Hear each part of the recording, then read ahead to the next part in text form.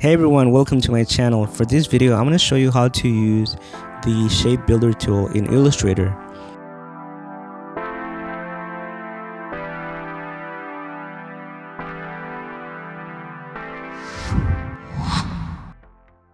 In order for you to use the shape builder tool, you have to have more than one shape and they have to be overlapping and they have to be in the same layer.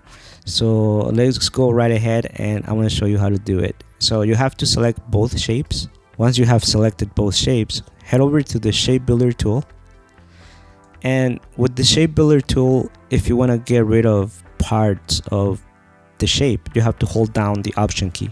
Hold down the option key and all you have to do is just draw a line on the parts that you want to get rid of and just let go. Let's do it one more time with these two shapes. We're gonna get rid of the shape in the middle. So select the shape builder tool again, hold down the option key, and it gets rid of it. You can also combine shapes. So again, select both of them, head over to the shape builder tool, and this time you don't have to hold down to the option key. You can just draw a line and let go, and this is actually pretty simple, right? So this is how you use the shape builder tool in Illustrator. If you guys are new to this channel, this is actually my very first video in English.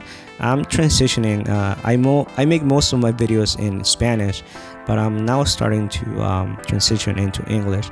If you guys like this video or find it helpful, give it a like, subscribe to this channel, and comment right below if you guys have a question regarding this tutorial.